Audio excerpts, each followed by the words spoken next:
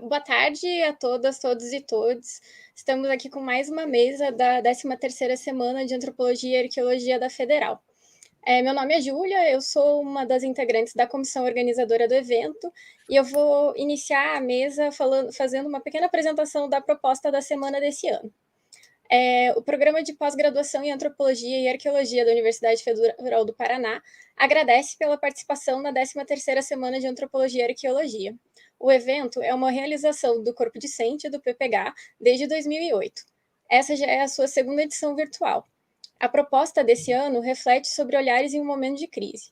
O tema lembra o contexto excepcional que enfrentamos no Brasil, ao qual a antropologia tem oferecido contribuições importantes.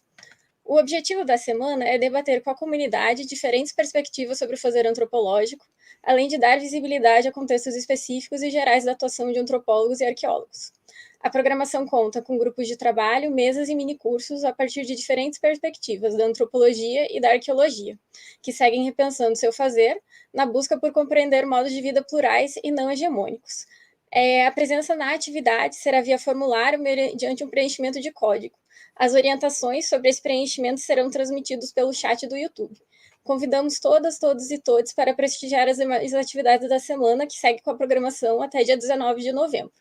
Essa, então, é a mesa Arqueologia e Povoamento Humano na América, contando com a mediação da professora Cláudia Parelada.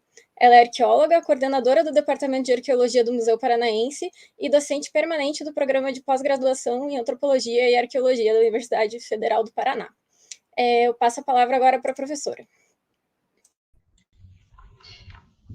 Bem, é com muita honra e também felicidade que a gente vai mediar essa mesa redonda com uma temática tão importante quanto o povoamento da América, e com dois super pesquisadores, são amigos, mas são grandes pesquisadores que trabalham em duas instituições que eu acho que tem a ver desde o início, né, da formação da arqueologia como ciência, né, no Brasil. E eu acho que cada um deles vai apontar novos horizontes e vai atualizar as discussões, né, sobre essa temática tão ampla, né, por mais que existam algumas divergências, né, que na ciência esse é o que acontece, né, no nosso dia a dia, e assim a gente consegue construir novas possibilidades. Então, a gente tem a presença, né, como um dos debatedores, do professor doutor Astolfo Gomes de Mello Araújo, né, professor livre docente do Museu de Arqueologia e Etnologia da Universidade de São Paulo, né, ele foi conselheiro do CONDEFAT, né, que é o Conselho de Defesa do Patrimônio Histórico, Arqueológico, Artístico e Turístico do Estado de São Paulo por 4 anos. Ele é coordenador do Laboratório Interdisciplinar de Pesquisas em Evolução, Cultura e Meio Ambiente, LEVOC, USP, e presidente da Comissão de Pesquisa do Museu de Arqueologia e Etnologia da Universidade de São Paulo. Ele é geólogo e pela USP também, e tem mestrado e doutorado pelo Museu de Arqueologia e Etnologia da Universidade de São Paulo. O doutorado ele fez sanduíche, né, na Universidade de Washington, Seattle, nos Estados Unidos, né, defendeu em 98, né, e na USP em 2001. E foi pesquisador visitante do Departamento de Arqueologia da Universidade de Exeter, na Inglaterra, né, e é um pesquisador associado ao Laboratório de Estudos Evolutivos Humanos no Instituto de Biociências da Universidade de São Paulo. Ele tem inúmeras publicações nacionais e internacionais, é um pesquisador de referência, né, orientou muitos alunos no mestrado e no doutorado, né, especialmente, e supervisionou vários pós-doutorados, né? Então, o outro debatedor também é um grande amigo, né, o professor doutor Fábio Parente, que entrou como professor de arqueologia da Universidade Federal do Paraná, né, há alguns anos, mas tem um trabalho muito extenso, né, no Nordeste brasileiro, e são pesquisas de referência que abriram muitas e novas possibilidades, né? Ele fez o doutorado pela Escola de Altos Estudos, né, em Ciências Sociais, né, em Paris, e ele foi também presidente, né, do Instituto Italiano de Paleontologia Humana, em Roma, Itália, entre 2013 e 2017. Nesse momento, ele está em Roma, daqui a pouco volta para o Brasil, né? E também tem inúmeras publicações nacionais e internacionais que debatem essa temática. Então, é com muita honra, né, que a Universidade Federal do Paraná acolhe, né, essa mesa redonda, né, e coloca a palavra primeiro para o professor Astolfo. Obrigada aos 12 pela essa possibilidade de compartilharem tanto conhecimento. Obrigado, Cláudia. Eu agradeço muito o convite para participar. Eu peço desculpas até de não ter participado na parte da manhã e visto as outras apresentações. A Renata Araújo, né, minha aluna, inclusive participou, mas nós estamos com um workshop correndo, infelizmente, no mesmo dia, né? O professor Bruce Bradley está aqui em São Paulo ministrando uma oficina de lascamento. Então, é por isso que eu me desculpo aí pela presença só agora. Bom, é um prazer estar aqui com vocês, especialmente falando junto com o Fábio, né? E a gente combinou, né, eu e o Fábio, que nós faremos uma coisa menos formal e mais dialógica, né? Então, eu vou falar algumas coisas, vou dar uma introdução, e aí o Fábio fica à vontade, né, para comentar e vice-versa. Eu acho que assim é mais bacana, né? Bom, eu gostaria, assim, de começar, só para iniciar a conversa, né, falar um pouco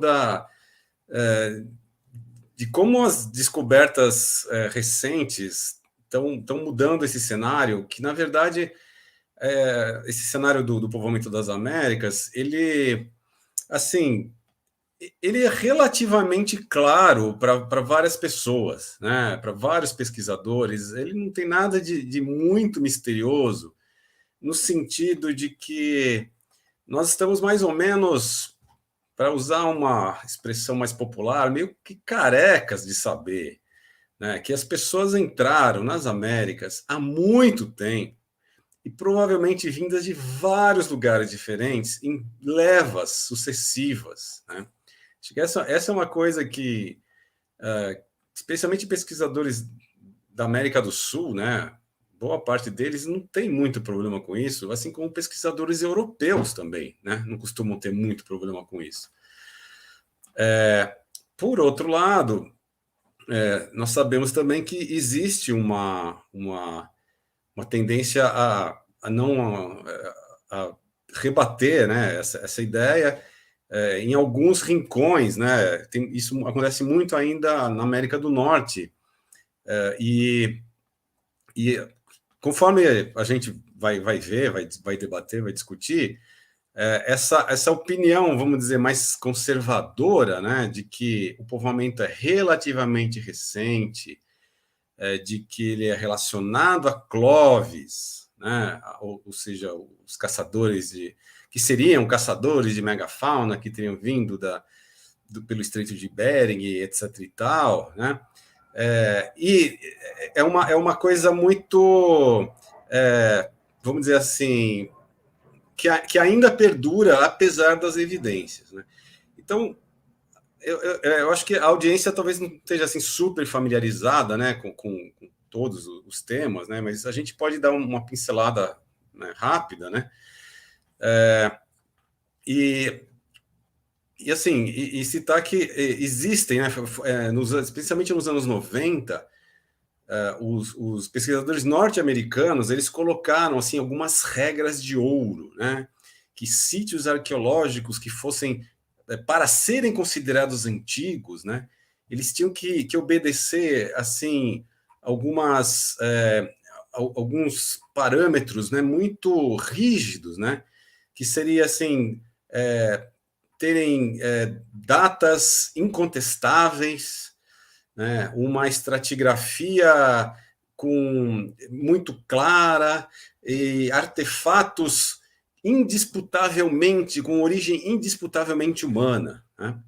Então, quando a gente lê essas exigências, né, como se fosse a ISO, né, a BNT, né, as normas da BNT, né, para você considerar um sítio arqueológico como sendo antigo, né, elas são tanto ingênuas, tá? Elas não levam em consideração como a ciência realmente é produzida. Isso é muito engraçado, é uma coisa interessante, né? Uma coisa que passou... Eu tenho a impressão que ela passou muito despercebida, né? Não só para os arqueólogos que propuseram essas regras de ouro, as normas da IBNT, da arqueologia norte-americana, da arqueologia do desenvolvimento das Américas, mas para os outros arqueólogos, né? Assim, quando a gente lê isso, né?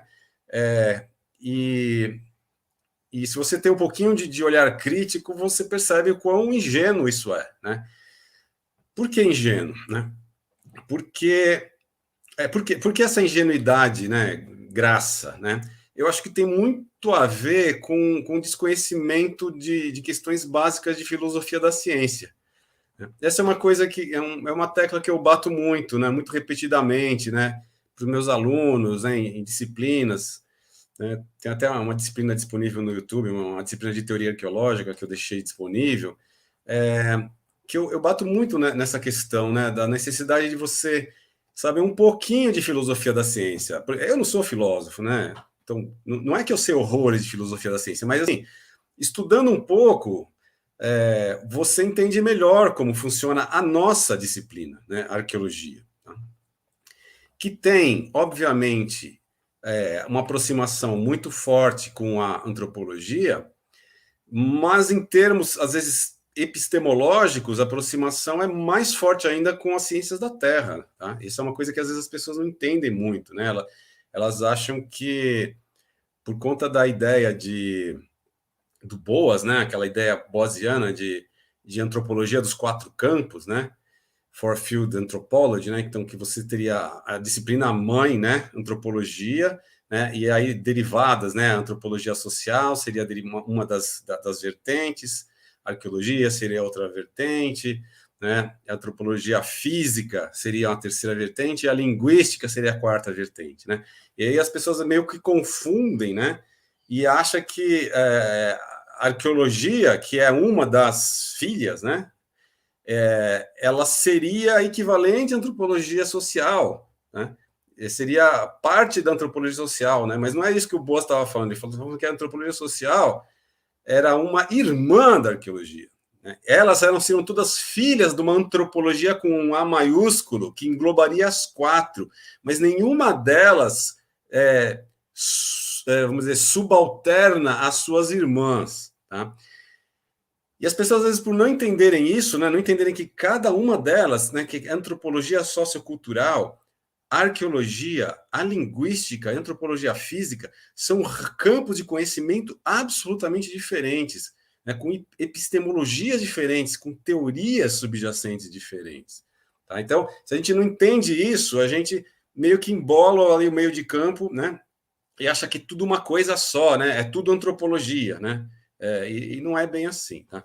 Então, assim, por que eu fiz esse breve parênteses? Porque a arqueologia ela tem uma característica muito diferente das disciplinas irmãs, né? Ou da história também, e das ciências sociais de uma maneira geral, que é a maneira como ela constrói seus argumentos, né? A arqueologia ela constrói seus argumentos baseado em uma coisa que os filósofos da ciência chamam de abdução, né? ou triangulação, né? Uma coisa assim, vocês podem imaginar que é algo assim, múltiplas linhas de evidência, tá? Você se baseia, você faz com que as suas hipóteses, seus modelos, fiquem mais ou menos plausíveis. Nota que eu não estou falando em provar nada, tá? Não estou falando em testar hipóteses do ponto de vista, vamos dizer, mais formal, né? E nem provar nada, porque a gente não prova, né? Não existem provas formais, provas lógicas, né? Mas a gente testa a plausibilidade das nossas hipóteses baseada em múltiplas linhas de evidência, né? Essa é um modus operandi, é uma maneira de performar, né? Uma maneira de fazer a ciência andar que é muito parecida com o que acontece na geologia, por exemplo, ou nas ciências da Terra, de uma maneira geral, né? E na biologia também, né? São disciplinas que têm essa afinidade muito grande. A arqueologia tem essa afinidade epistemológica muito grande, que é bem diferente da antropologia, como vocês bem sabem, né? A antropologia não funciona dessa mesma maneira. Você precisa de linhas de evidência, né? Juntar evidências de diferentes áreas do conhecimento, né? Para depois ver como elas convergem para uma mesma explicação, né? Não é assim que funciona, né? A antropologia. Mas na arqueologia, sim. Tá? A gente tem que se basear nos vestígios materiais, nas datações radiocarbônicas, nas reconstituições paleoambientais, etc, etc, etc, e ver como essas coisas, se essas coisas convergem ou não. Então, é uma coisa bem diferente, é uma maneira de entender o mundo, né, de fazer ciência bem diferente das outras humanidades, né? E é imperativo que as pessoas entendam isso, né? Que tem essa característica. Aí, assim, eu vou falar rapidamente, né? Os três, e aí o Fábio fica à vontade também. Mas, assim, esses três, a BNT do Povoamento das Américas, assim, primeiro, artefatos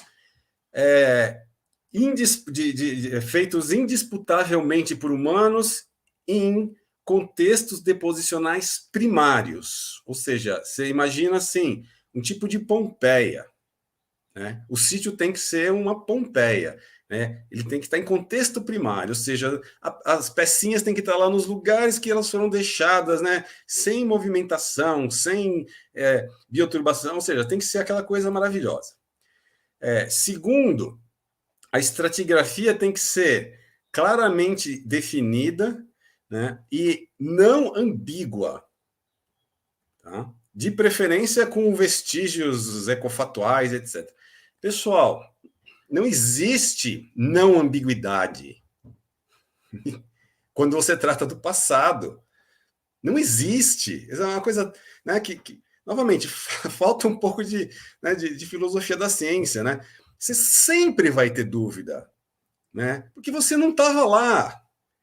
Né? Não existe algo ambíguo, existe algo que como eu já falei, né, fortemente ancorado em diferentes linhas de evidência. Então, vocês imaginam um navio, né, que é amarrado no cais com várias cordas, né? E aí aquele navio está lá, né, relativamente amarrado. Ele pode estar amarrado só com uma corda, se der um vento mais forte, ele vai se soltar. Ele pode estar com duas cordas, ele pode estar com todas as cordas, ele pode estar amarrado dos dois lados também, né?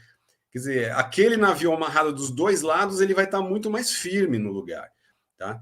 Mas isso não é totalmente sem ambiguidade, tá? É só assim, mais forte ou menos forte, né? As evidências apontam mais ou menos para alguma coisa. Então, só essa linguagem, ela já é bem, né?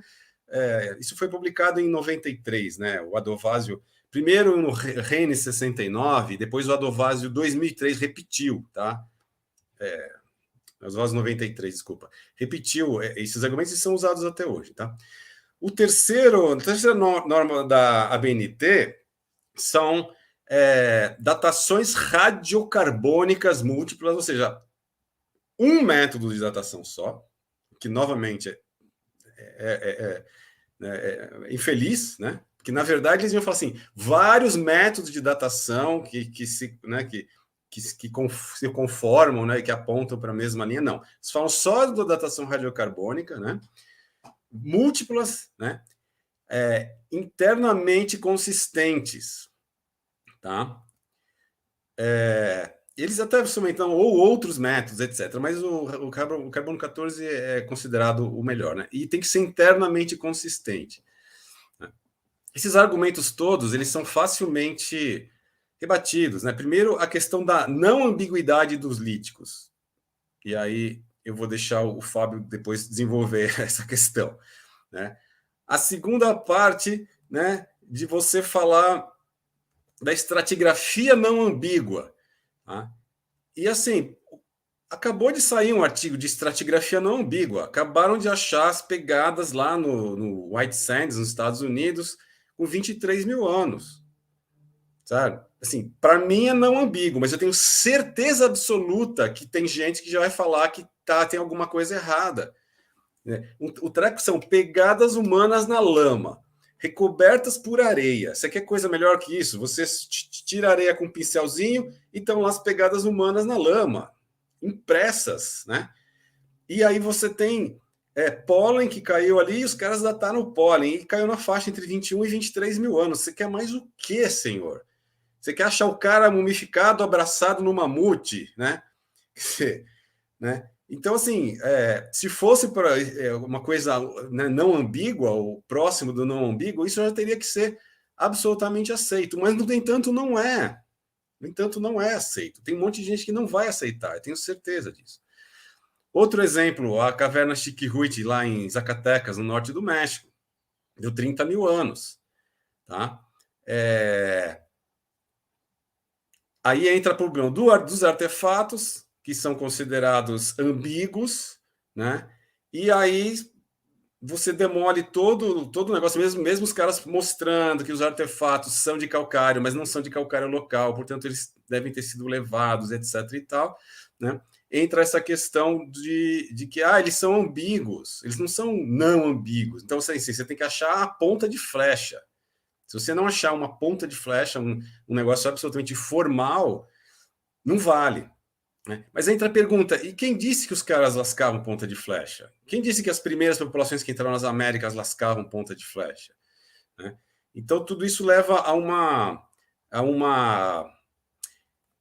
Não é um ceticismo, tá? Porque o ceticismo implica em você pensar de maneira crítica a respeito das evidências. O ceticismo é uma protociência, né? A postura cética da antiguidade clássica, né? Ela é um proto-raciocínio científico, tá? Só que eles não tinham os meios de fazer experiências. Então, o ceticismo ele desembocou numa coisa, vamos dizer assim, numa postura de suspensão de julgamento. Tá? O ceticismo ele tem essa característica de suspensão de julgamento, o que faz sentido, porque os caras estavam na Grécia clássica e eles não tinham meios de fazer experimentos, né? e testar, e testar coisas. Tá? Mas o pensamento cético, ele é nosso predecessor. Tá? A gente tem que seguir um pensamento cético. Infelizmente, a palavra cético hoje em dia tem a ver com negacionismo, né? Os negacionistas pegaram para si a designação de céticos, né? Então, falam arqueologia cética, umas besteiras assim, né? Os caras falando de disco voador, alienígena, e chamam isso de arqueologia cética. É uma coisa triste, né? Mas, assim, vamos falar, né, de maneira correta, né? O ceticismo, né? Ele é um precursor da ciência e ele tem que ser usado em arqueologia. Então, assim, uma postura cética é essa, né? Você vai falar, pode ser que sim, pode ser que não, vamos ver quais são as evidências a favor e contra. Tá? E em termos das determinações radiocarbônicas serem internamente consistentes e múltiplas, acontece, pessoal, né? E quem não é, né, da arqueologia talvez não saiba muito disso, mas, assim, a gente pode ter uma cronologia internamente consistente e errada. Tá? As determinações radiocarbônicas podem estar todas contaminadas para menos ou para mais. Pessoalmente, eu nunca... De todas as amostras de carbono 14 que já passaram pela minha mão, né? Seja porque eu estava trabalhando com Walter Neves em Lagoa Santa, seja dos meus projetos, nenhuma delas nunca deu uma data estupidamente antiga. Eu nunca vi contaminação para mais em carbono 14. Deve existir. Dizem que existe. Eu nunca vi. Toda a minha vida, eu só vi contaminação radiocarbônica para menos. Ou seja, o carvão sempre mais recente por contaminação de carvão moderno. E nunca mais antigo por contaminação do, sei lá, do carvão do tempo dos dinossauros. Nunca vi isso acontecer, né? Então, assim, você pode ter idades radiocarbônicas consistentes, né?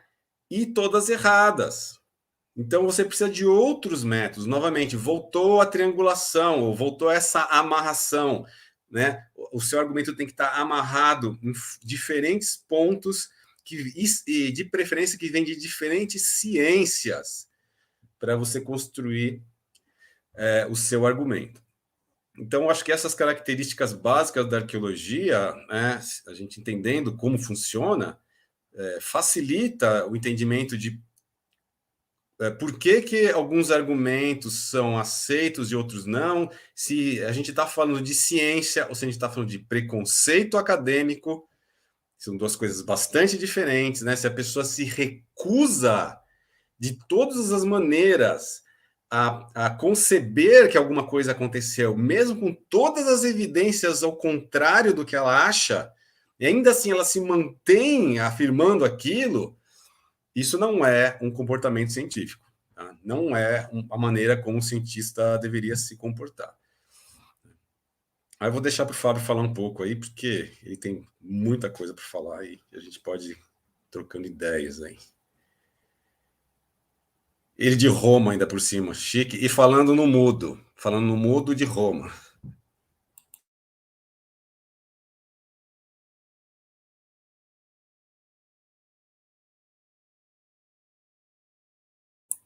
Pronto. Eu não tenho quase nada a acrescentar a esse discurso, porque para mim é perfeitamente coerente. Eu vou dizer também, além de coerente, é banal. Ou seja, não me faz mistério nenhum que para estudar coisas difíceis, em inúmeras ciências, com certeza não somente em arqueologia, precisa de muito trabalho politético, como dizia David Clarke, ou seja, vindo de muitos lugares, muitas disciplinas, muitas ideias, inclusive ideias não principalmente científicas, às vezes vêm inspirações de outros setores. Isso não faz mistério. Então, eu não tenho realmente nada a dizer, a não ser pensar que, além das ciências da Terra, tem um setor particular das ciências da Terra que é mais apropriado em termos de disciplina intelectual, que é o setor da paleontologia. Eu penso isso porque, observando a literatura paleontológica, eles têm o mesmo problema sempre, cada vez que enfrentam o surgimento de uma espécie. É um pouquinho parecido ao que a gente faz, eu acabei fazendo tanto aqui, quanto na Itália, tanto na Jordânia, que o Astolfo conhece, quando tem os momentos mais tênues, mais rarefeitos de presença de hominídeos numa determinada região. É a mesma coisa, é muito difícil, é altamente improvável que a gente consiga realmente os primeiros rastros de uma região e, portanto, cada vez que se recua no tempo com a cronologia de uma região, nisso a América não é nada especial, aconteceu na Austrália, aconteceu na Indonésia, acontece na Sibéria, no Chipre, na Sicília, no Marrocos, na França no século XIX. Cada vez que vai procurando coisas mais antigas, as evidências, o que nós consideramos evidências, são menores, aí vem um debate. O ceticismo, às vezes até a desonestidade, mas, sinceramente, eu não acho que tenha muito essa componente ideológica, muitos autores ficam aí zangados, né? Aquele negócio nacionalismo sul-americano. Sinceramente, não vejo muito isso. Eu vejo que aqui no próprio Brasil, não estou em Roma, mas, enfim, ganho meu salário no Brasil, então considero a situação brasileira. Os piores sépticos são os colegas brasileiros. Por quê? nem por imitar os americanos, nem isso vale, simplesmente porque se recusam a analisar os detalhes. É o ponto crucial. A nossa literatura, infelizmente, a causa também por culpa dos governos que incentivam a produção de um monte de artigos inúteis, a nossa literatura está cheia de comentários. É muito raro ver artigos, obras, enfim, ou até debates, que discutam os detalhes concretos que nós, dependendo das épocas, consideramos válidos. É muito raro. Hoje em dia, por exemplo, na arqueologia pré-histórica, que se trata de arqueologia pré-histórica, né? Nós estamos falando de Cabral, é muito mais frequente ver detalhes incompreensíveis a respeito dos métodos de datação. Tem exemplos recentes, inclusive lá no Piauí. Páginas e páginas que somente o especialista daquele método tem condições de entender, do que a descrição arqueológica do que foi encontrado. Isso é muito interessante, né? O que se chamaria de tecnicismo. Aí as pessoas ficam, de um lado, admiradas por tanto uso de tecnologias sofisticadas, ao mesmo tempo desprovidas de detalhe. Aí acabam esquecendo que esses tais de detalhes são o essencial do assunto. O que a tal de evidência arqueológica nem sempre, a maioria das vezes, é descrita superficialmente. Isso é muito válido, Astolfo sabe muito bem, sobretudo para a coisa mais comum que nós temos, que são os artefatos líticos. Né? Sabemos disso. É assim. Então, a gente acaba se enrolando, um monte de debate. Justamente, Astolfo tem que convencer os colegas da natureza epistemológica e arqueologia, mas, repito, isso entre arqueólogos que tratam do Paleolítico, ainda bem, é banal. É óbvio que tem que utilizar linhas de evidências diferentes, que 95% dos sítios não estão em posição primária, é longe disso, que falta sempre informações, dados e tudo, até quando tem esqueleto, que não tem nas Américas, sabemos que é o problema. Ninguém garante que aquele esqueleto lá lascou aquelas pedras, fez aquela fogueira, cavou aquele buraco, não tem. Não, então, obrigado. Inclusive, as próprias pesadas, eu não sei agora, eu li o artigo, mas eu não sei qual críticas vão ser feitas. Né? Com certeza, é correto, justo, até questionar que sejam humanas, vá saber que tipo de primata tenha. É até lógico que seja feito isso, não tenho nada contra. É que seja realmente espremida a evidência para que os autores descrevam muito bem a anatomia dos pés e tudo mais, porque a pisada sozinha pode ser um primata, sei lá, Astolfo. Atenção, porque a pisada pode não resolver muito bem a coisa.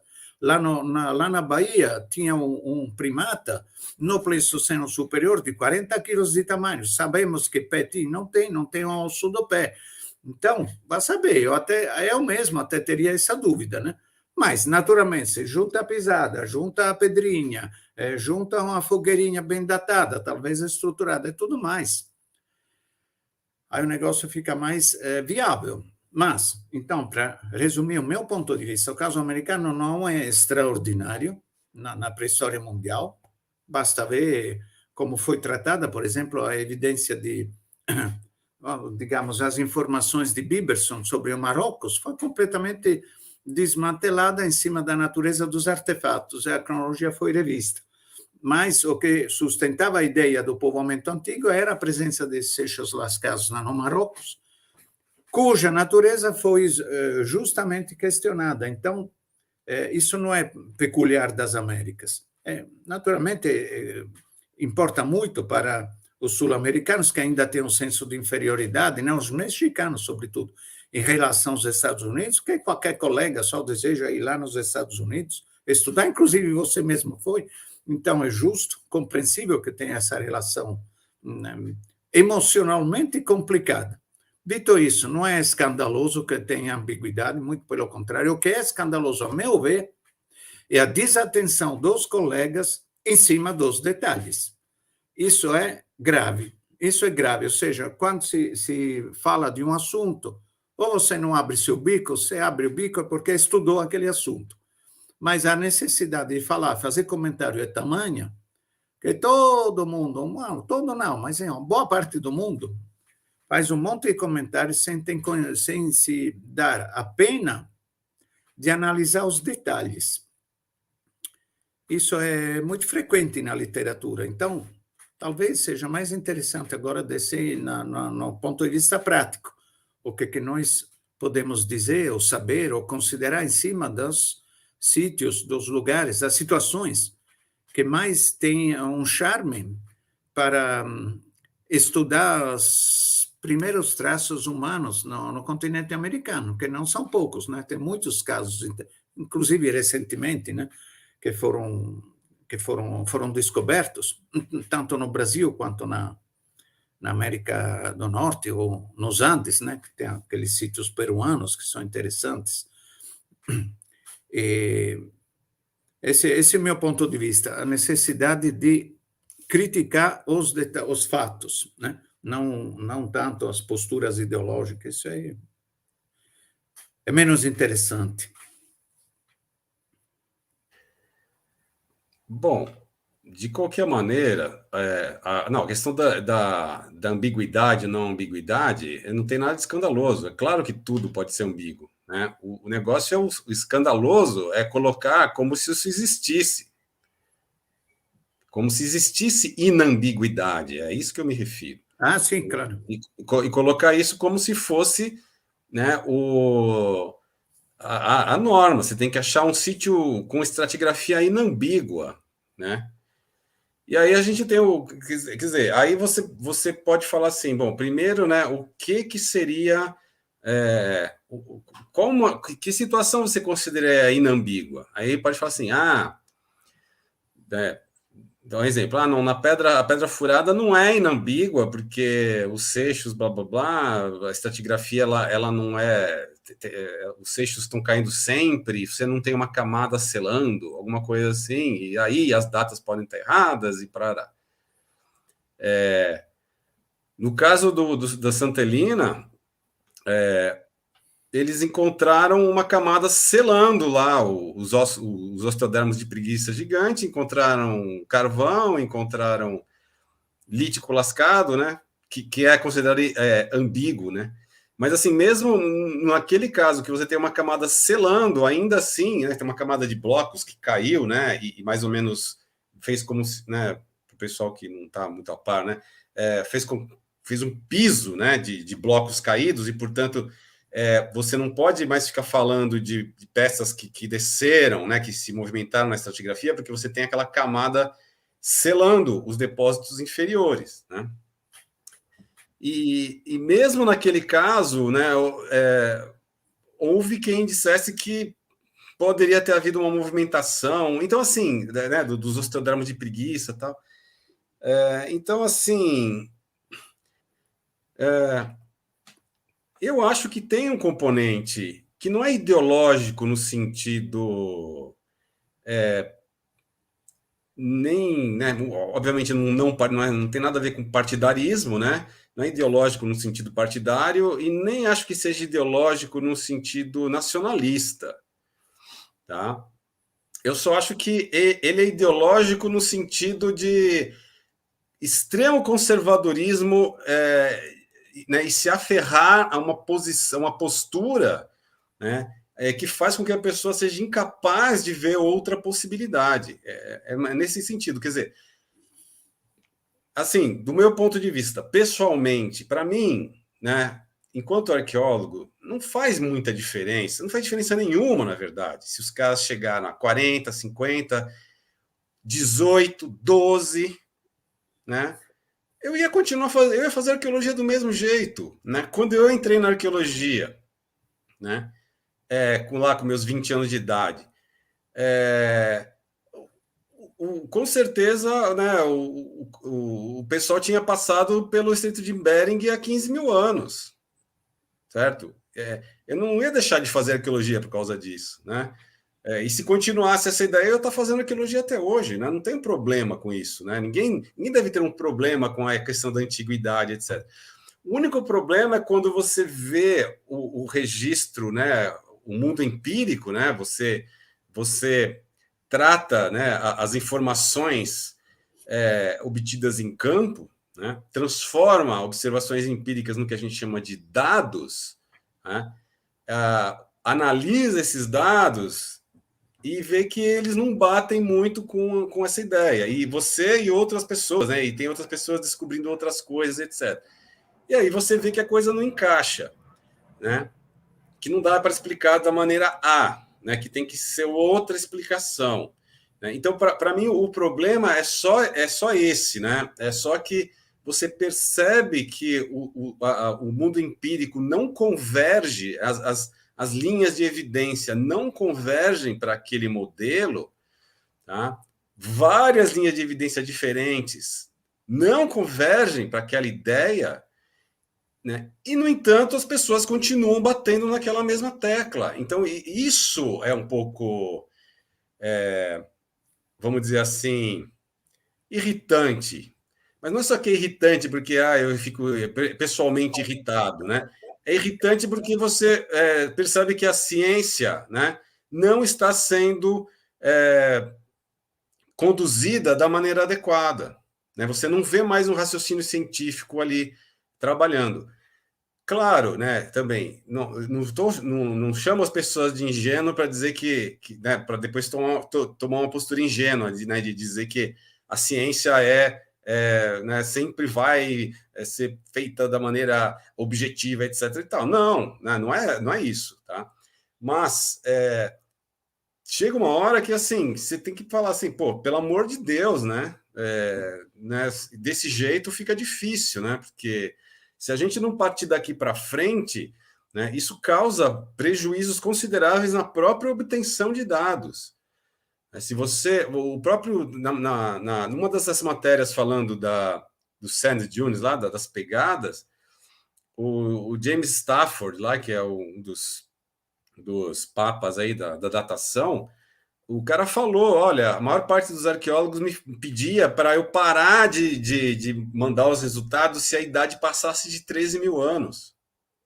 Ou seja, os arqueólogos mandavam as amostras e se desse mais de 13 mil anos, o cara podia parar de mandar os resultados porque a amostra era considerada contaminada. Pelo amor de Deus, isso não é ciência.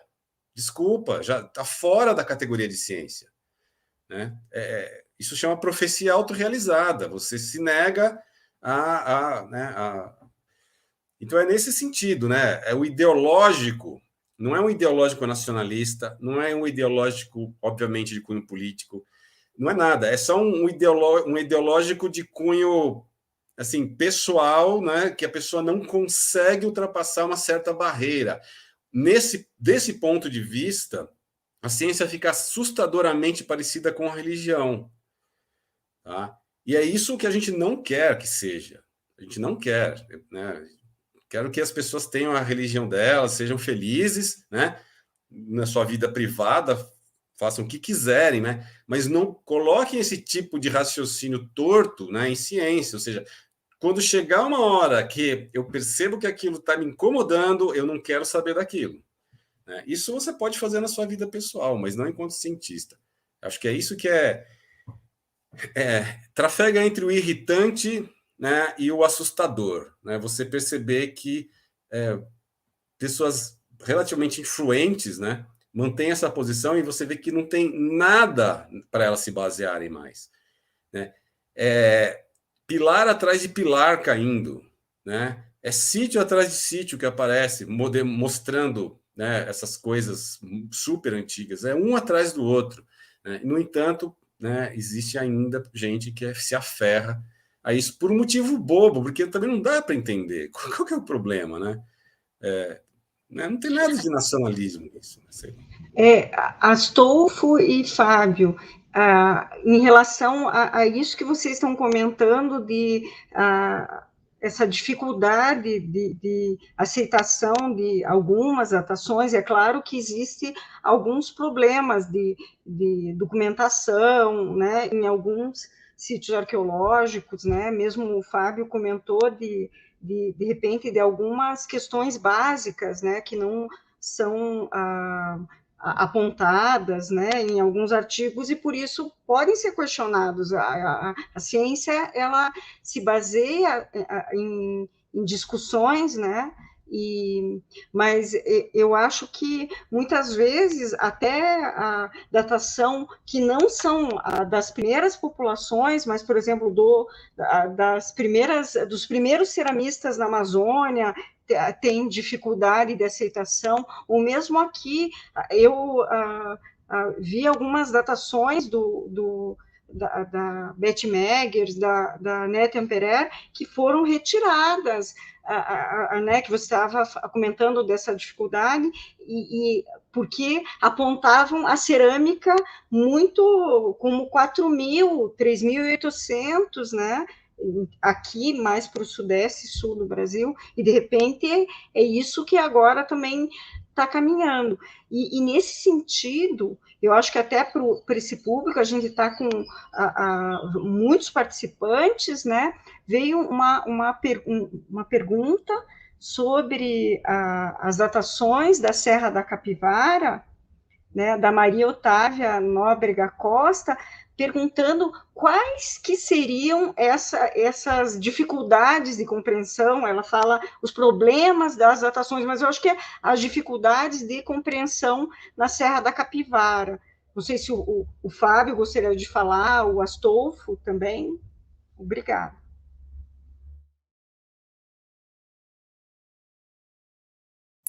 Bem, é simples, as datações não tem problema nenhum, a maioria delas, as datações. Então, esse é um caso típico. As pessoas que não têm familiaridade com a literatura nos detalhes acabam falando das datações. Isso é indicativo, sem querer, falam da cronologia. Por quê? Porque as datações, nisso eu quero ser um pouquinho quase pós-moderno, elas dominam o discurso por causa da tecnologia. Então, todo mundo acha muito bonito falar de datações ao radiocarbono. Não tem problema nenhum nas datações do PI. O problema é a natureza dos artefatos. Datações, problema zero. A não ser 2 ou 3 sítios que foi um rebuliço, foram escavados de uma forma mais... eram complicados de estratigrafia. Toda a datação não tem problema nenhum. Então, o problema é a natureza dos artefatos, que acontece em muitas áreas do mundo, só que, naturalmente, aqui gera mais interesse. Agora, Astolfo, eu queria lembrar 3 fatores, além da como é que diz, meta-arqueológicos, que influenciam essa lagoa toda, esse atoleiro todo. O primeiro, a necessidade de publicar um monte de artigos. As pessoas têm que falar 4 vezes por ano, num péssimo inglês, escrever a opinião deles sobre alguma coisa. Essa é uma necessidade induzida, eu garanto, eu acho que não é coisa pouca.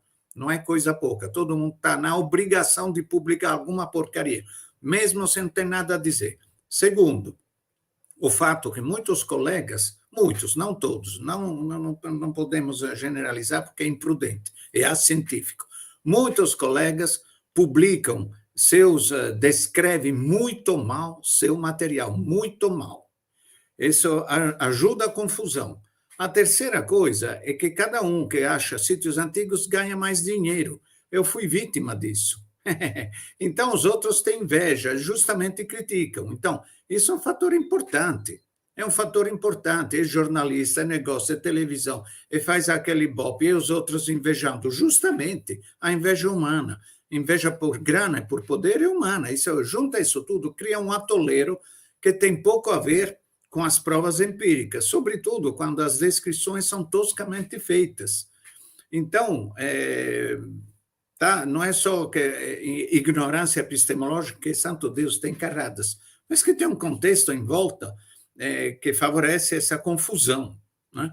As coisas mal descritas, com ibope, junta as duas coisas, aí gera confusão. Quanto à Serra Capivara, cronologia, métodos de datação, não teve problemas com radiocarbono, nenhum. Teve problema, no caso, com era o quê? Urânio-tório, não lembro, da calcita, isso sim. A termoluminescência, né? A termoluminescência deu problemas da calcita, porque eram métodos experimentais, é normal. O radiocarbono tem 70 anos, não tem problema nenhum, mas os artefatos, sim, justamente, são difíceis, né? são difíceis, tem todo aquele debate sobre as causas de fratura natural, enfim, isso aí é o problema lá da pedra furada. Em outros lugares tem outro tipo de dificuldade. E todos, em cima disso tudo, é que não tem fósseis humanos. Isso sim. Se aparecesse um esqueleto aí também é meio escandaloso, porque imagine que apareça um esqueleto um pouquinho mais antigo, de 15 mil anos, lá nos Estados Unidos. Um dia vai aparecer, escava um dia, escava outro, vai aparecer. O que tem a ver isso com as pedras do Piauí? Não prova nada, zero. Mas, com certeza, todo mundo ia ficar calado, porque diz, tem um macaco lá, um primo, como é que diz? Um menino. Hoje em dia tem que dizer o menino. Lá nos Estados Unidos, portanto, temos que não tem nada a ver. Aquelas pedras podem continuar sendo uma porcaria, independentemente que tivesse um primata lá no México, pisoteando no lodo. O problema permanece igual. E qual é o problema? A avaliação técnica específica da evidência arqueológica. Agora estamos falando entre arqueólogos, então, eu entendo, nós temos direito de não compreender muito bem um artigo de paleogenética, um artigo que pormenoriza as datações. Eu vou dizer mais, eu não vou nem lê-lo, porque escritos daquele jeito não me serve, estou perdendo meu tempo, mas eu exijo que um colega que é pago, um colega qualquer que é pago por ensinar arqueologia aos meninos, faça uma crítica detalhada do que é escrito num artigo de arqueologia. Isso é importante, ou seja, o arqueólogo tem que descrever muito bem o que ele vê e receber críticas em cima daquilo, o resto não interessa. Esses artigos de genética, para nós, são sinceramente incompreensíveis, não temos como criticá-los, não tem jeito. Pode ser bom, pode ser ruim, não se sabe. Data vênia. Eu acho que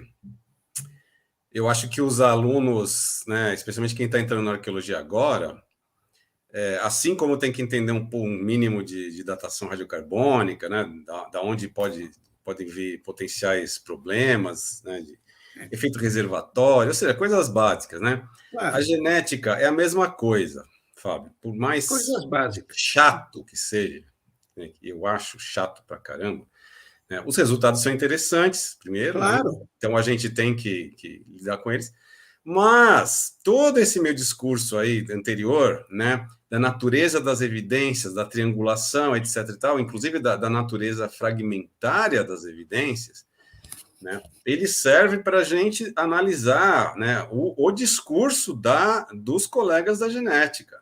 Tá?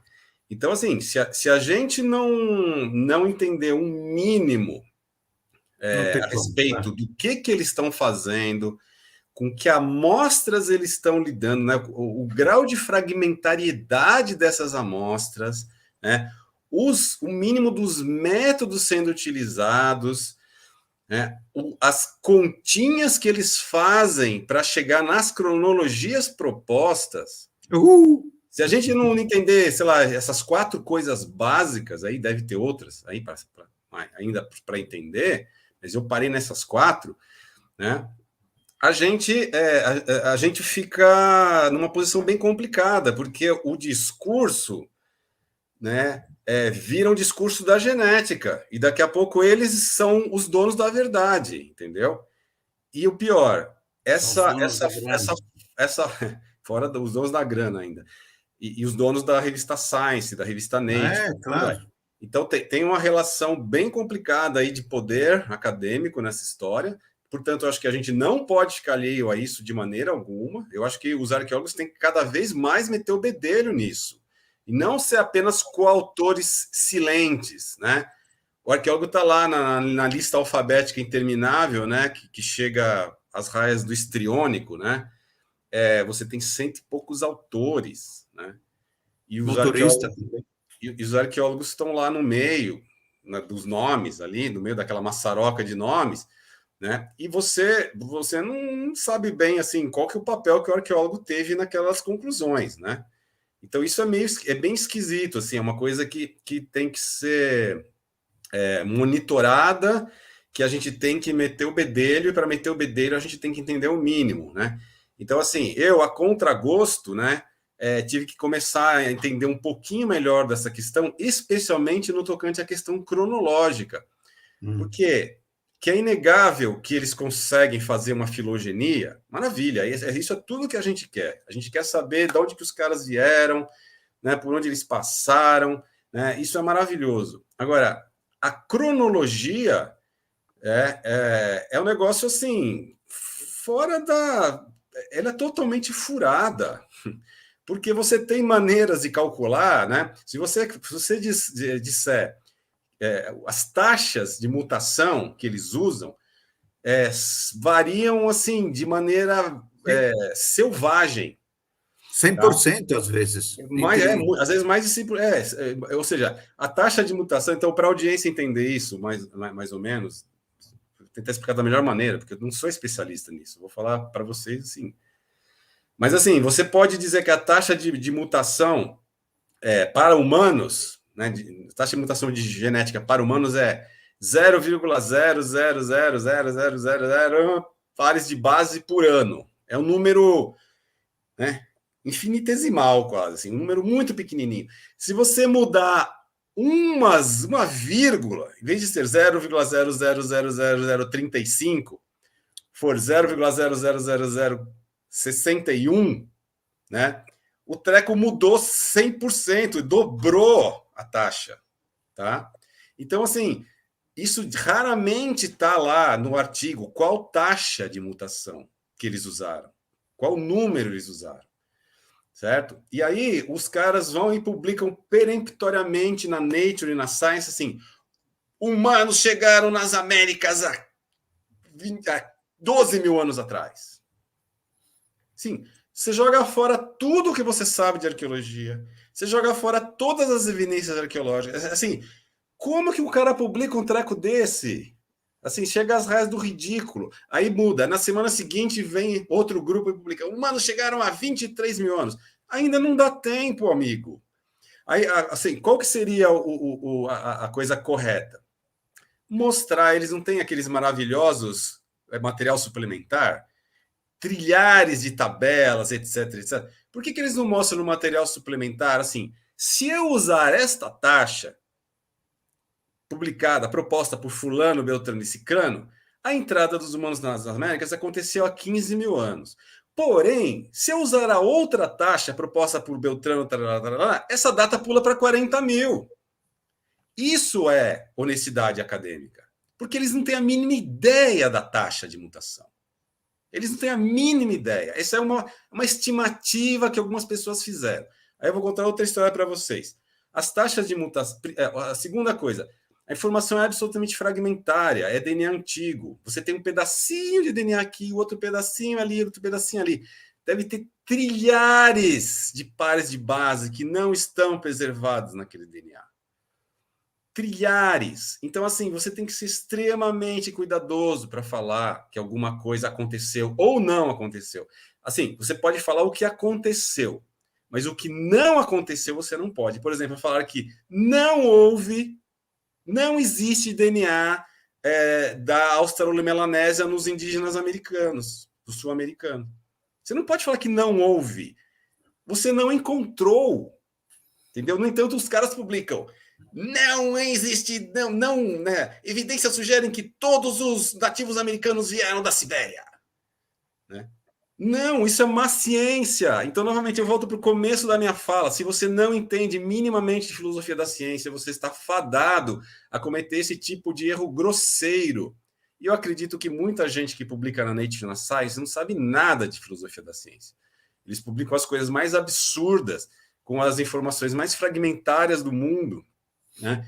Com os títulos mais espetaculares, sempre colocando datas para a entrada dos humanos na América, baseado nessa informação totalmente, né, fragmentária.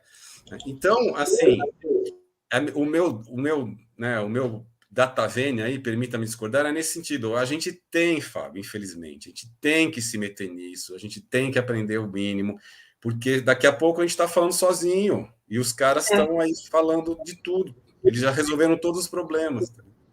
Eu até, Astolfo e Fábio, eu concordando com o que o professor Astolfo está comentando, nas questões forenses, né, a análise genética que na Europa e nos Estados Unidos, por quase 20 anos, era conclusiva só análise genética para determinar, né, um culpado, né, ou uma pessoa que iria para um regime fechado pelo homicídio, né, ou por uma sequência de crimes, agora não é mais usada devido a inúmeros casos, né, de injustiças, né, que foram percebidas 4, 5 anos depois.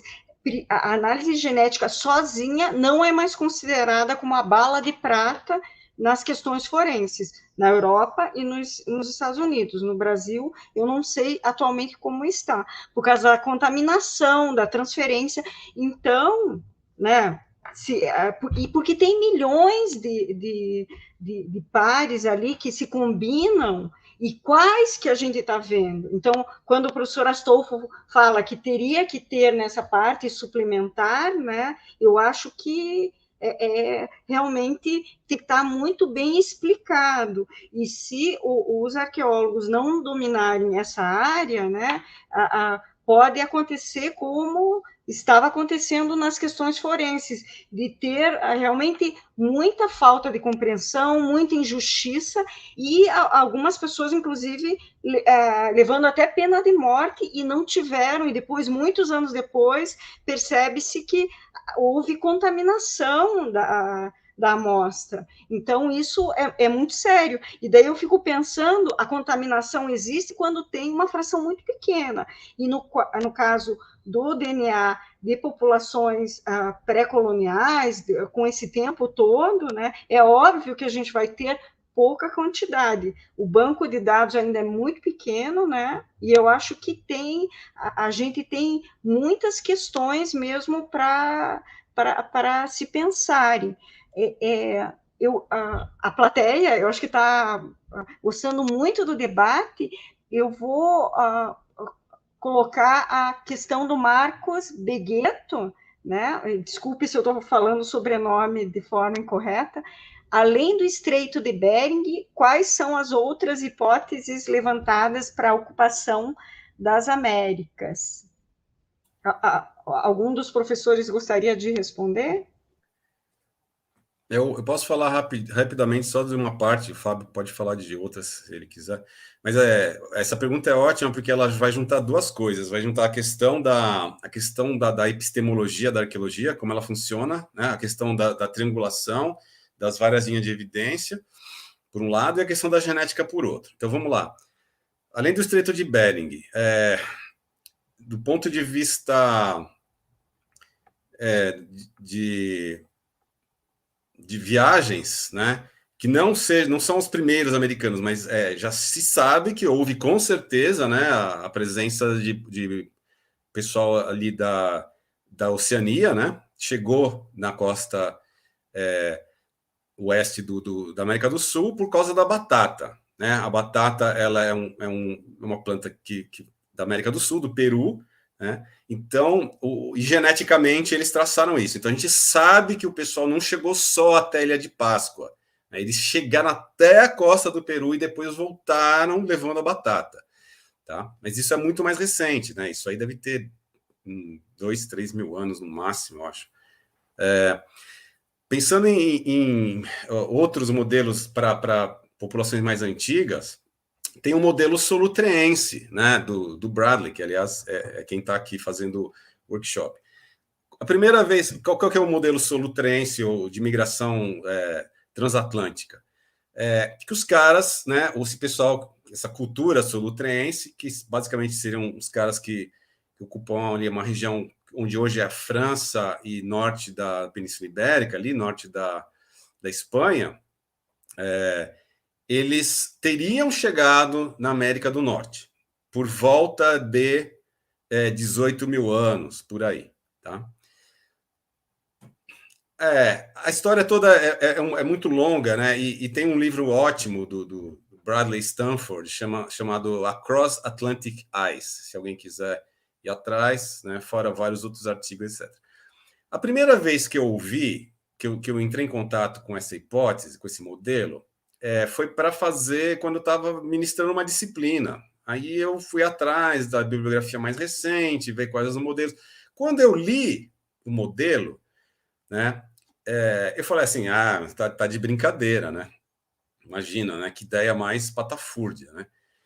E ainda mais porque o local que eu li era meio contrário ao modelo, meio tirava um barato. Então, obviamente, você já é direcionado, né, para achar que aquilo é meio absurdo, né? Tipo, uma ideia meio de jirico, né? Quase que eram os deuses astronautas, né? Assim, imagina os caras lá, né, passeando pelo Atlântico de barco, né, no máximo glacial, né? Aquelas coisas, né? Quando eu conheci o Bradley, eu conheci lá num congresso em Necochea, na Argentina, congresso de Povoamento das Américas, e eu vi a palestra dele, né? E ele apresentou o modelo. Tá? E aí, eu que posso me considerar uma pessoa isenta, porque para mim tanto faz se os caras passaram por Bering, ou tanto faz para mim, enquanto cientista, né? Eu trabalho aqui no estado de São Paulo, não tenho nenhuma ligação especial nem com Bering, nem com o Solutrense. Para mim, é absolutamente inócuo o que aconteceu. Tanto que né, eu tinha a ideia de que, na verdade, aquilo era uma pataquada. No entanto, quando eu assisti a palestra do cara, tinha tantas linhas de evidência diferentes apontando para aquilo, que eu comecei a ficar cabreiro. Tá? E não eram linhas de evidência, eu acho. Eram uma quantidade de linhas de evidência enormes, mostrando paralelismos tecnológicos, né? Coisas que, quando você analisa a fundo a tecnologia Clovis e analisa a fundo a tecnologia Solutrense, existem tantas coincidências, né, que você não consegue explicar aquilo por mera convergência. Não é que nem a barbatana do golfinho, a barbatana do tubarão, né? Golfinho tem barbatana, tubarão tem barbatana, que é uma convergência funcional, né? No caso da indústria Clovis e da indústria solutrense, para você chegar num artefato finalizado, tem um encadeamento de gestos tão grande que para você acertar todos eles, seria mais fácil você acertar na Mega Sena, entendeu? Muito mais fácil. Né? A probabilidade de você ter aquela sequência acontecendo, né, é infinitesimalmente pequena. Fora isso, eles encontraram artefatos com todas as características solutrenses na costa da Nova Inglaterra, né, arrastados por redes de barcos pesqueiros. Né? Fora isso, a genética. Aí fala assim, não, mas não tem genética europeia nas Américas. Não, tem, mas como os marcadores europeus são sempre tirados dos dados genéticos, porque eles consideram como contaminação, essa presença de DNA do haplogrupo, sei lá, o marcador lá XA1, lá, um haplogrupo, sei lá quando aparecia nas amostras genéticas, era desconsiderada como sendo contaminação. Então, assim, tem tanta coisa, são tantas linhas de evidência, que eu acho assim, extremamente improvável que não tenha acontecido. Só que aí entra uma questão política, aí começaram os imbecis supremacistas brancos, acharam que aquilo favorecia eles, né, que eles eram descendentes dos europeus, não eram descendentes dos indígenas, sabe quando começa uma imbecilidade, né? E aí muitos acadêmicos, né, acabaram com medo que essa ideia da migração solutrense, que só se refere a Clovis, isso eles falam o tempo inteiro, eles falam, é claro que o pessoal passou por Bering. É claro que passaram por Bering. Só que parte do pessoal veio da Europa. E qual que é o problema, senhor? Não tem problema nenhum. O mundo inteiro é uma mistureba de gente, o tempo inteiro. Tanto que a gente tem no DNA dos indígenas brasileiros o bendito marcador da Australo-Melanésia. Né? Ou seja, a gente tem nos indígenas brasileiros genética dos aborígenes australianos. Qual o problema disso? Né? Não tem problema nenhum nisso. Né? Mas, em suma, essa é uma outra possibilidade. Ela tem muitas linhas de evidência. Né? Agora, tem outras possibilidades que seriam direto da África. Essa a gente não tem evidência. A gente não tem marcadores genéticos que sugiram isso. Claro, eu acabei de falar que os marcadores genéticos não podem ser usados para dizer que não aconteceu. Tá? Beleza. Mas a gente também não tem marcadores culturais que sugiram isso. E também toda a questão da circulação oceânica meio que dificulta essa passagem. Não é que ela seja impossível, mas parece que assim, não tem evidências, não tem nenhuma linha de evidência que sugerindo isso.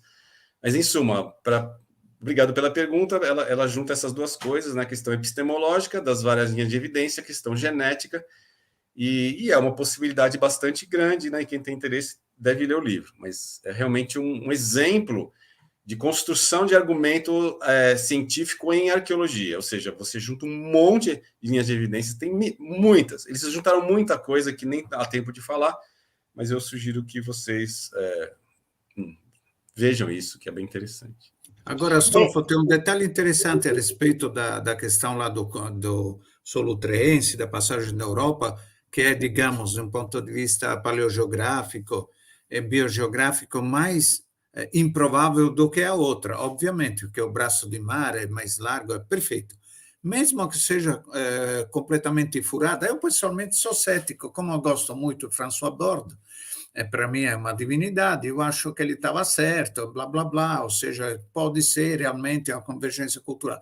Não me interessa muito, o que me interessa é que essa pesquisa acabou prestando atenção a coisas que eram meio esquecidas, ou seja, aqueles achados na plataforma continental norte-americana. Aquilo lá é uma maravilha. Só por ter achado aquilo lá, valia a pena falar tanta besteira sobre o Solutrense, porque são achados fantásticos. Pontas de flecha a 70, quantos são? 65 metros de profundidade. O sílex não boia, então não tem jeito, mesmo que não esteja realmente associada... Detalhe, uma dessas pontas foi geoquimicamente designada como francesa, sílex francês. Sabe qual foi o argumento usado? Foi um colecionador que trouxe isso, provavelmente no século XIX, e deixou cair. Certo. Enfim, então só por isso vale a pena fazer hipóteses ousadas, porque geram nova pesquisa. Isso a história da ciência sabe muito bem, né? Cláudia, tem outras perguntas que vale a pena? Sim, tem uma questão ainda, para a gente fechar essa parte genética do João Vitor, falando, essa questão genética também aparece em discussões sobre etnias, por mais que no meio acadêmico antropológico seja pouco aceito. Aparece também na sociobiologia, por exemplo, essa questão poderia ser entendida como uma postura ideológica de forma mais ampla. Depois a gente vai para outras perguntas de outras temáticas. Eu não entendi, portanto, não tenho condições de... Não adianta você repetir, a culpa é minha, não de quem escreveu. Eu não entendi. Talvez o Astolfo entendeu bem qual era a pergunta. Eu acho que é sobre o conceito de etnia, de raça, né? Talvez. Olha, eu acho que assim, a questão genética, ela... não sei se travou. Vocês estão me ouvindo? Travou? Bom, sim. A questão genética, como qualquer outra questão, ela pode ser ideologizada. Você pode fazer misérias com qualquer dado científico, tá? O que não implica que a informação científica deva ser ou banida ou censurada, tá? Isso que eu acho que eu considero inadmissível, né? Por exemplo, vamos supor que tem algum gênio que fale que a gente não pode mais fazer genética ou arqueogenética ou tirar DNA de esqueletos antigos, alguma coisa assim, tá? Porque pode ser usado para fins ideológicos, né? Não, eu acho que não é por aí, né? Que tenham grupos pequenos de pessoas imbecis, isso vai ser uma constante na história da humanidade, né? Se a gente parar o conhecimento por conta de meia dúzia de imbecis, a gente vai estar no nível deles, né? Então, assim, eu acho que a gente tem que continuar produzindo esses dados, apresentá-los de maneira honesta, né, e perceber o limite deles também. Quando você fala de genética, então essa é uma coisa importante, né? Isso eu sugiro, inclusive, para vocês, para o pessoal da antropologia, né, os alunos, etc., que estejam assistindo a palestra. Vocês também têm que entender minimamente do assunto, né? Assim como nós arqueólogos estamos sendo obrigados, tá? Se vocês não entenderem do assunto, ou vocês vão aceitar em valor, né, face value, né, de valor de face, né, ou vocês vão começar a rejeitar porque alguém rejeitou, e aí fica aquela bola de neve, né? Foi um cara que fala assim, isso é um absurdo, é imoral. Aí vem o outro e fala assim, eu concordo com você, eu não entendo nada disso, mas acho que você está certo. Aí já junta dois falando besteira. Aí esses dois, se eles forem professores, pior ainda, porque eles passam por uma classe inteira a besteira. E daqui a pouco você tem uma universidade inteira repetindo uma besteira. Então, assim, tem que tomar muito cuidado. Tem que entender minimamente do assunto, entender que genética não tem nada a ver com etnia, para começar, não tem nada a ver, né? Como, sei lá, Boas já falava sobre isso, né? Nem existia genética no tempo do Boas, mas ele já falava, né, que etnia é uma coisa, a arqueologia, inclusive, as nossas culturas arqueológicas, elas não são etnias, né? A gente não tem a mínima ideia de... Por quê? Porque a etnia é uma questão de autodesignação, né? Então, assim, a gente não tem a mínima ideia se o que a gente chama de tradição tupi-guarani, né? E eu encontro um sítio tupi-guarani em Itapeva, vou usar um exemplo do estado de São Paulo, e outro sítio tupi-guarani perto de Curitiba, eu estou falando de uma etnia, né? Mesmo que esses sítios sejam aproximadamente contemporâneos, provavelmente não. Provavelmente eram, né, eram grupos que talvez nem se reconhecessem como sendo aliados ou, né, ou até guerreavam entre si, tá? E nem gostariam de ser considerados como semelhantes ao grupo inimigo, apesar de falarem a mesma língua e manufaturarem a mesma cerâmica. A cerâmica é muito parecida, com os mesmos motivos, terem os mesmos mitos, né, os mesmos mitos fundadores, eles se entendem, eles falam e conseguem se entender, nem que seja um xingando o outro, né, às vezes se entendem, né, e eles não podem ser considerados uma etnia, né, naquela época, né, porque eles não se bicavam, né? Não somos nós que vamos impor a um povo pré-histórico, né? Um povo do passado, né? De um passado arqueológico de 2.000 anos, uma etnia. Então não adianta falar etnia. A mesma coisa a genética. Quando a gente fala de dados genéticos, não está falando de etnia. Então, assim, tanto a genética quanto a arqueologia, né? Isso é importante que os antropólogos entendam, né? A gente não está falando nunca em etnia. Mas vocês estão falando do quê? A gente está falando no caso da genética, em uma filogenia genética, uma filogenia, ou seja, fulano descende de fulano, que descende de fulano, que descende de fulano, tarará, e provavelmente vieram de um certo lugar, né? Isso é uma coisa. E no caso da arqueologia, a gente está falando também de uma filogenia. A gente está falando de uma filogenia cultural. Fulano descende de fulano, descende de fulano, descende de fulano, porque eles todos faziam uma cerâmica muito parecida, a cultura material deles era toda muito parecida. Portanto, a única maneira de explicar isso, se não for por convergência, né?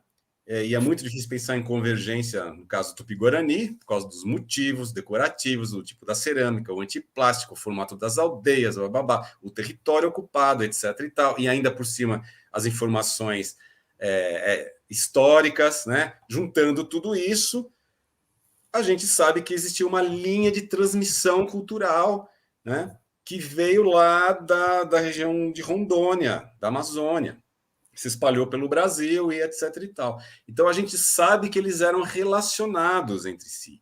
Tem uma história muito bonita, muito profunda, né, espetacular, uma história épica, tá? Mas a gente não está falando de etnia. Tem a mínima ideia de como eles se autodesignavam e como eles designavam os caras que estavam do outro lado do rio, que podiam ser inimigos ferrenhos, apesar de serem todos descendentes do mesmo grupo original. Tá? Então, assim, deixando isso claro, que isso ficando claro na cabeça, né, dos acadêmicos, né, é uma maneira de nós, acadêmicos, passarmos para a população em geral, né, ideias empiricamente adequadas ou corretas, se vocês preferirem, a respeito do que isso realmente representa. E sempre vai ter o bobo, né, o babaca, que vai querer usar esses dados e falar alguma besteira qualquer, né? Mas cabe a nós, né, nos unirmos enquanto acadêmicos, né, para passarmos uma informação fidedigna para a população de uma maneira geral.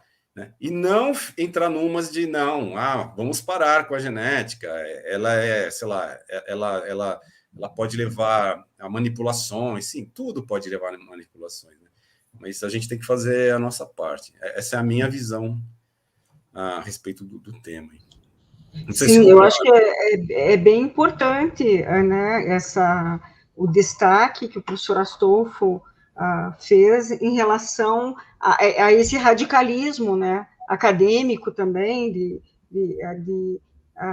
a genética, ela se bem utilizada, juntamente com outras evidências, ela pode contribuir, e muito, e tem contribuído nas discussões, inclusive sobre o povoamento da América, mas quando ela é trazida de forma superficial, ela pode também induzir certezas que não existem, né? E temos mais perguntas aí.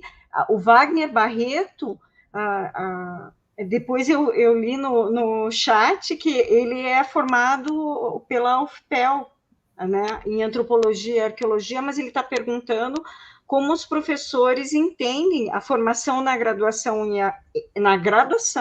em arqueologia e ou com cursos de antropologia no Brasil. Isso pode contribuir para a compreensão do povoamento no continente. Eu vou tentar remeter com algumas coisas que o professor Astolfo falou no começo, que aquelas pegadas, né, que foram agora recentemente publicadas nos Estados Unidos, que de repente não havia, né, pontas de projéteis lascados, né? E eu acho que isso muito a diversidade cultural que a antropologia disponibiliza, né? Ela nos aponta alguns dados que não podem ser usados de forma direta, mas a gente, por exemplo, se for nas instituições museológicas, como essas que se originaram no século XIX, como o Museu Paranaense, né, a instituição que eu estou agora, né, a gente vai ver que a maior parte das pontas são em madeira, são em materiais ósseos, né, porque na época do contato existiam pouquíssimas, existiam sim na América do Sul ainda populações que usavam pontas de projéteis em pedra, né? Isso é citado no Cabeça de Vaca. Então, quer dizer, como que a antropologia, eu acho que o professor Astolfo falou no começo, né, de ser uma irmã, né, de alguns outros, né, a gente remetendo a boas, mas eu acho que, de repente, cada professor podia contribuir com a sua opinião sobre essa pergunta.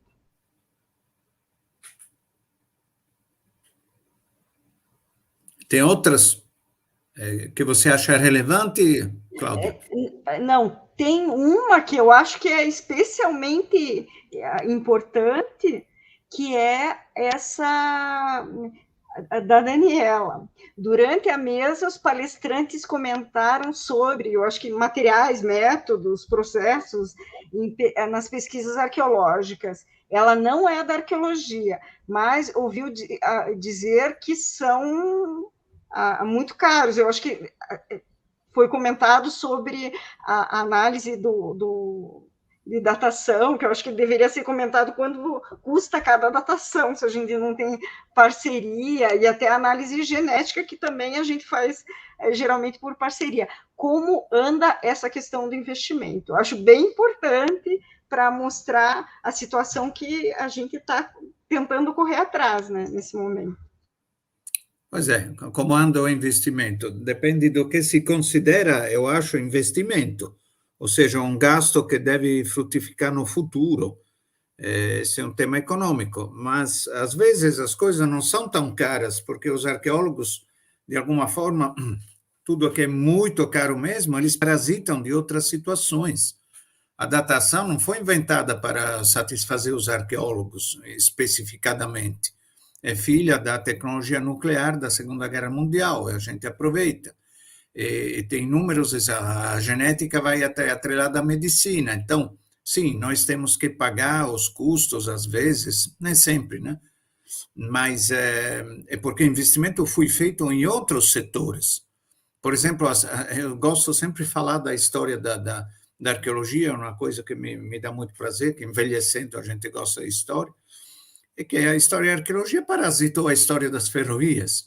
Então, diz que é muito caro escavar as trincheiras. Não, quem faz isso são os caras que escavam as trilhas, como é que chama? Os barrancos, para fazer ferrovia, o arqueólogo vai atrás. Então, se for para escavar mesmo, nós, em terra virgem, longe de tudo, é claro, tem que soltar uma grana muito consistente.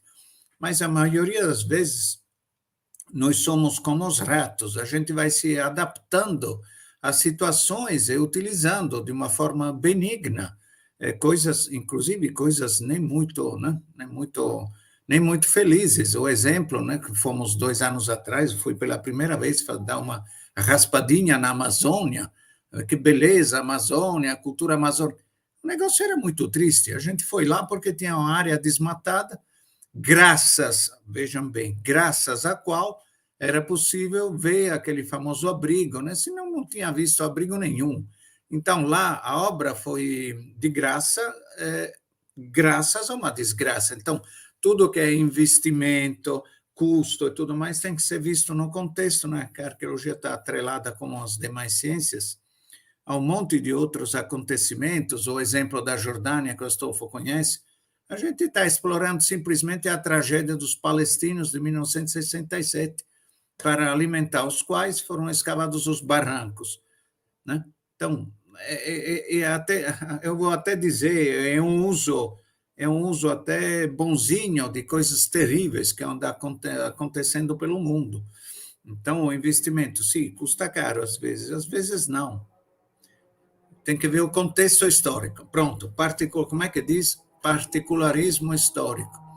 Aí pode dizer realmente se custa caro ou não. Ou seja, caro, o que significa? Vamos pensar, desproporcionado aos recursos de que se tem, ou então, outra acepção do termo, desproporcionado ao orçamento geral como a sociedade decide atribuir a uma determinada situação.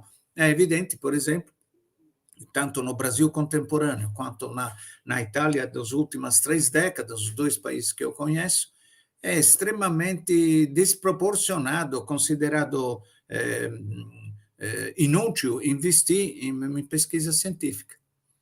É considerado caríssimo, quando de fato não é, porque uma população pouco ignorante, mais cultivada, ela, digamos que se comporta melhor, talvez não para todo governante. O governante de um certo tipo prefere uma população ignorante, então ele considera que o investimento, lá de novo a palavra, em pesquisa seja um gasto exagerado, até perigoso.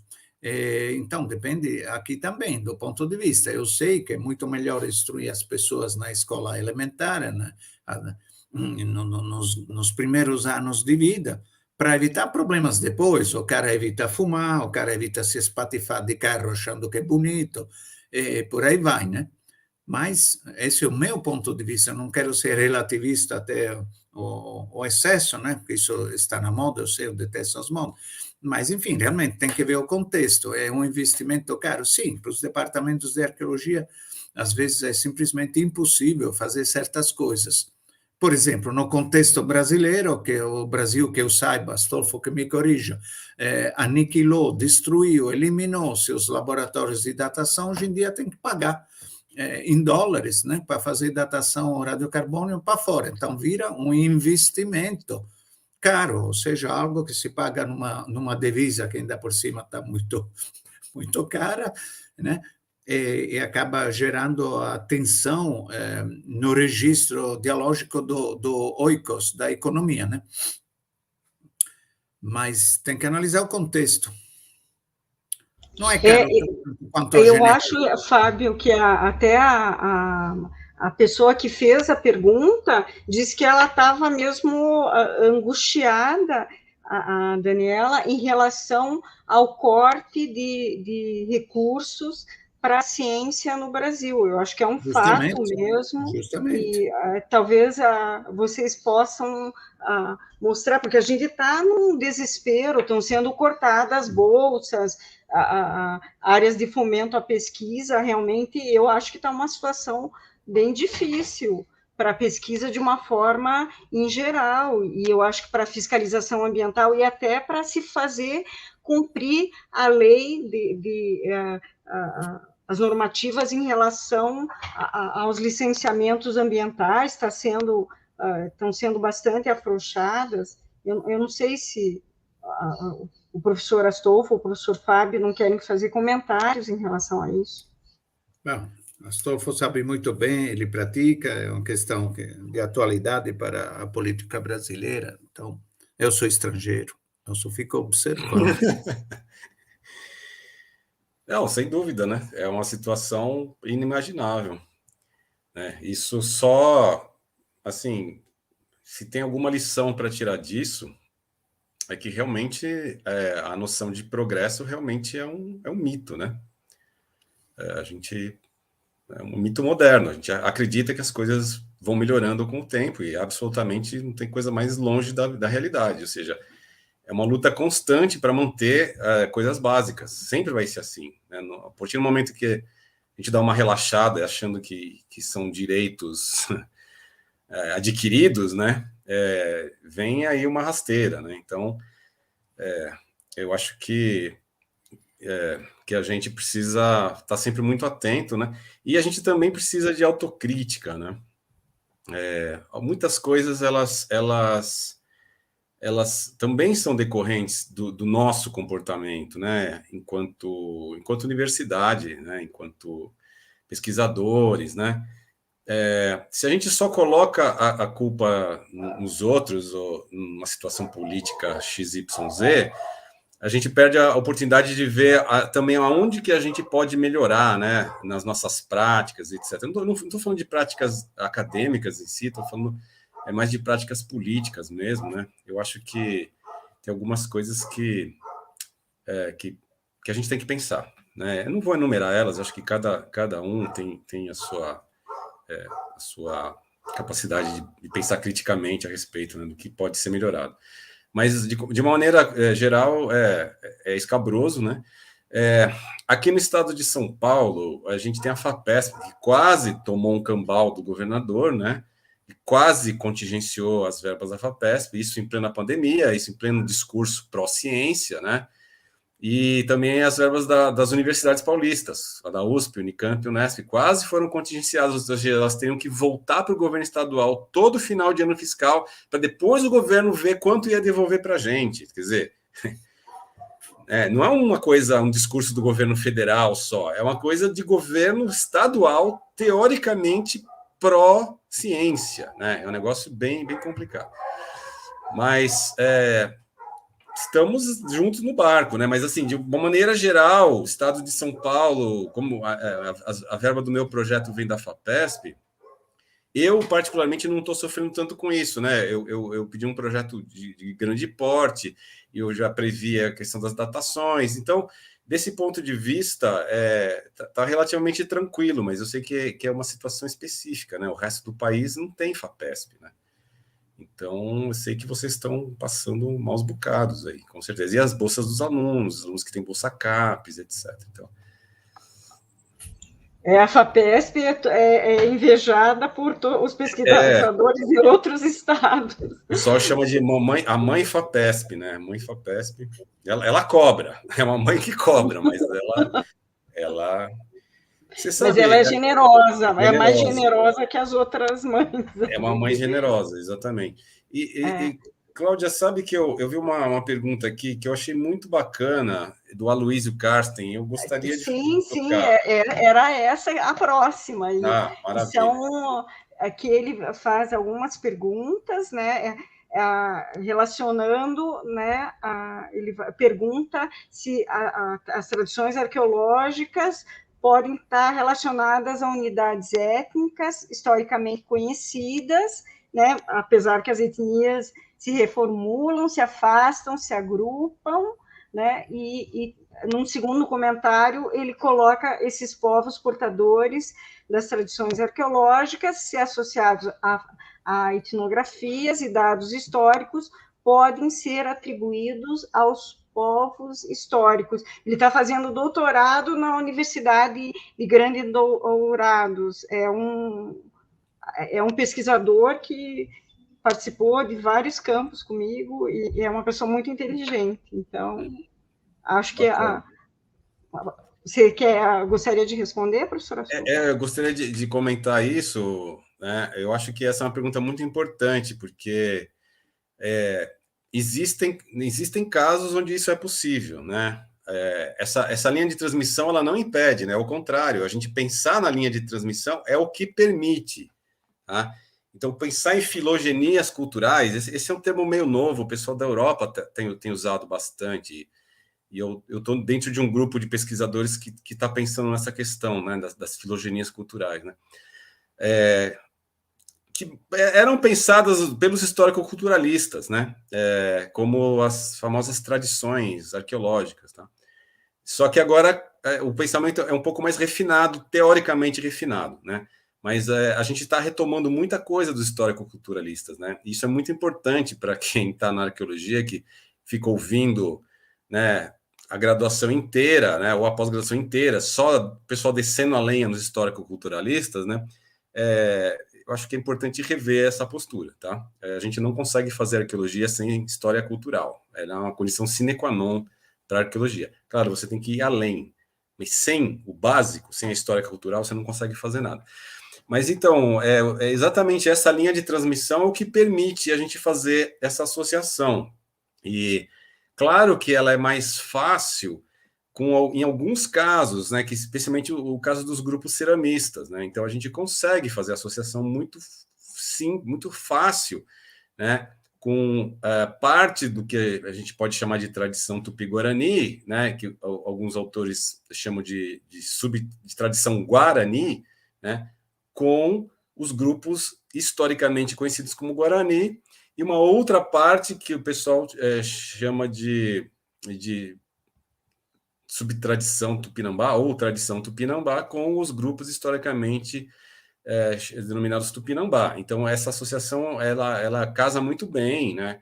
E a mesma coisa com os grupos caingangue, né? A gente tem muitas evidências, né, cruzando informações históricas, etnohistóricas, relatos de viajantes e o registro arqueológico, é muito claro que boa parte do que a gente chama de tradição Itararé se relaciona aos índios, né, os indígenas que hoje chamados caingangue, né? E isso é uma coisa muito bacana, né? Eu acho que é uma coisa que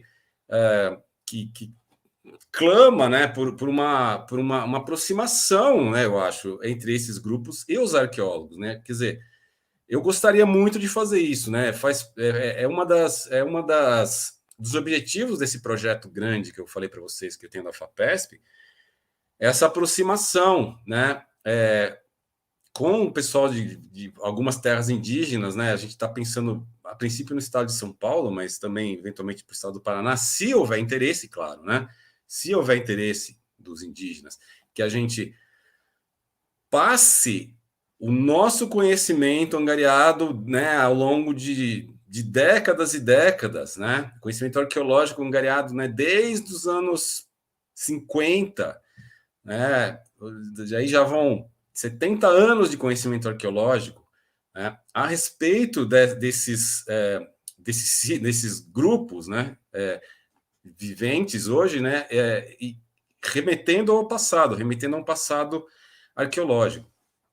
Isso é claro que precisa ter um diálogo muito bom, porque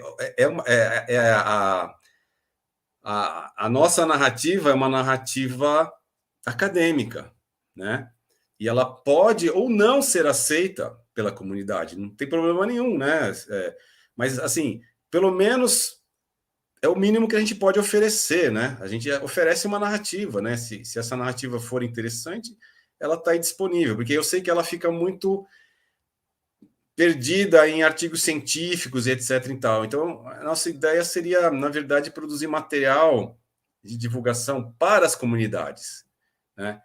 E não tanto de divulgação para geral, né? Livros, né? Divulgação, educação patrimonial geral. Não, a gente estava pensando em fazer uma educação patrimonial específica, né, para as comunidades indígenas, para elas decidirem o que interessa, o que não interessa a respeito da nossa narrativa acadêmica. Se sabe, Solfo, que tem um dos que está assistindo é o Florencio Recag, que está concluindo o doutorado em antropologia aqui na Federal do Paraná. Ele é orientado pelo doutor Ricardo Fernandes, mas ele fez a disciplina de arqueologia de pré-história do Brasil e é um amigo.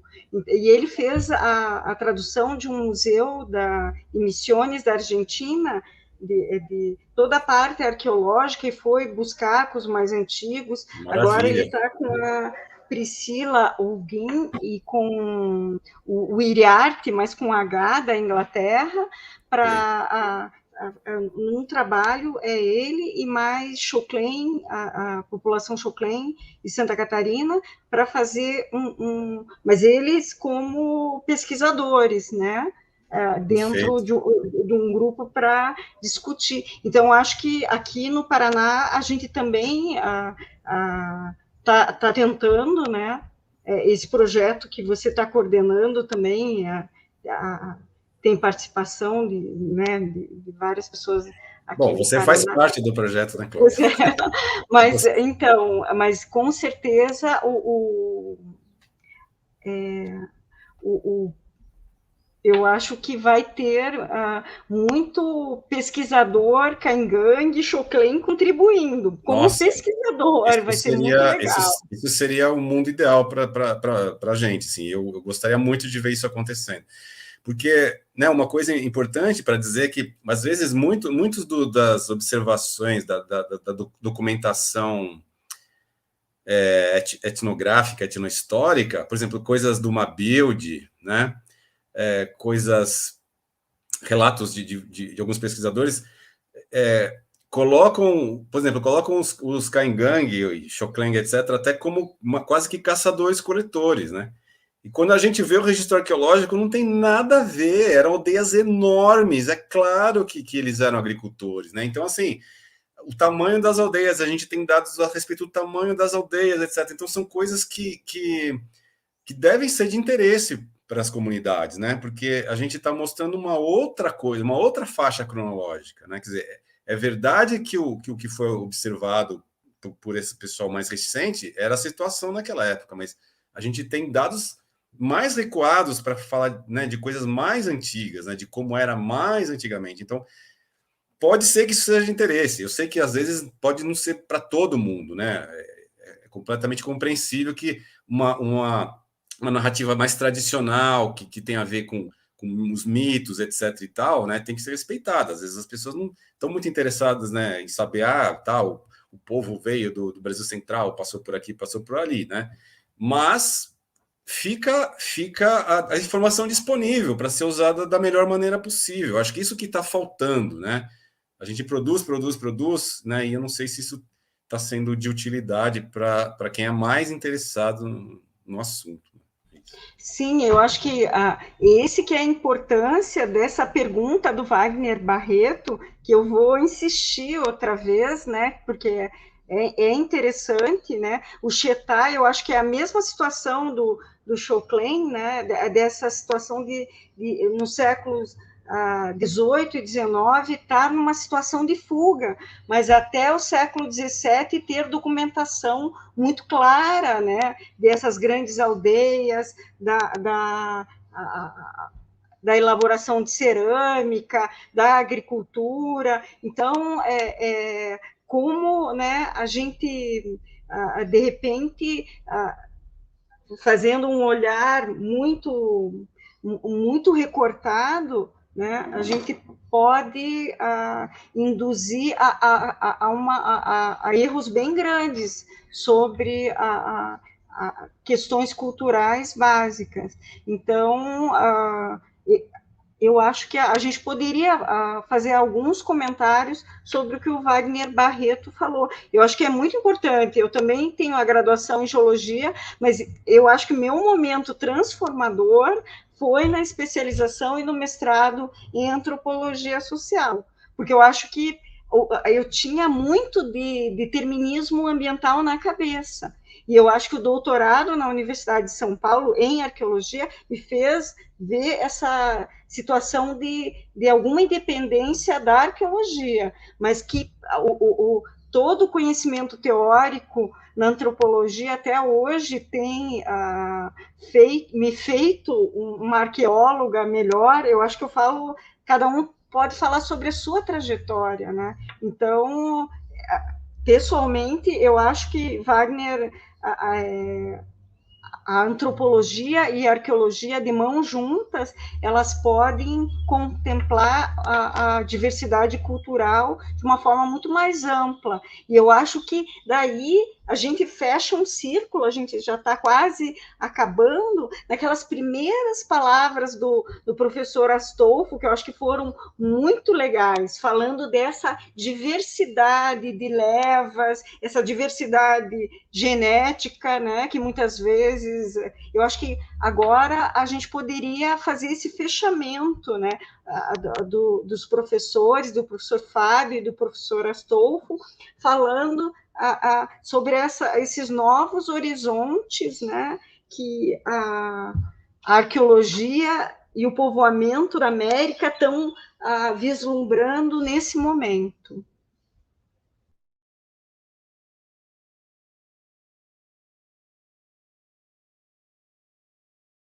Tem que ativar o som, Fábio.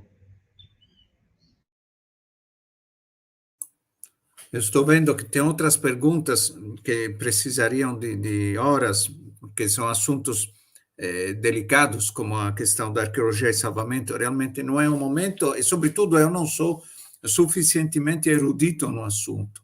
Mas, voltando à questão do título do assunto principal do seminário, eu sugeriria que quem tiver interesse nesse assunto fizesse basicamente duas coisas para se orientar melhor, não perder tempo. Ler os trabalhos mais pesados, mais documentados a respeito desse assunto. É fácil, vocês vão perceber rapidamente, separar as coisas boas da encheção de linguiça, mas, sobretudo, fazer uma coisa, comparar com situações que são extra-americanas. Isso vai abrir a cabeça. Vão descobrir como a pré-história mundial realmente é uma ciência maravilhosamente, como é que se diz agora, globalizada. Isso é muito interessante, né? Então, vão perder aquela sensação de ser um lugar maldito, onde só tem essa polêmica, né? Isso é muito bom. Aí, comparando, vocês vão ver, como a coisa é um problema generalizado dos primeiros períodos das fases de presença humana em determinadas áreas. B, vão ter uma ideia relativista e comparativa das maneiras em como esse assunto é tratado em várias tradições acadêmicas e históricas também. Isso vai fazer muito bem, vai criar uma classe de colegas, de jovens colegas, mais, digamos, pontiaguda, mais capaz de crítica. Por último, eu queria dizer uma coisa a respeito dessa questão do ensino, não do ensino, da arqueologia, como é que se diz, compartilhada, enfim. Eu acho ainda mais importante Esse é o meu ponto de vista, que vem um pouquinho da pequena experiência italiana.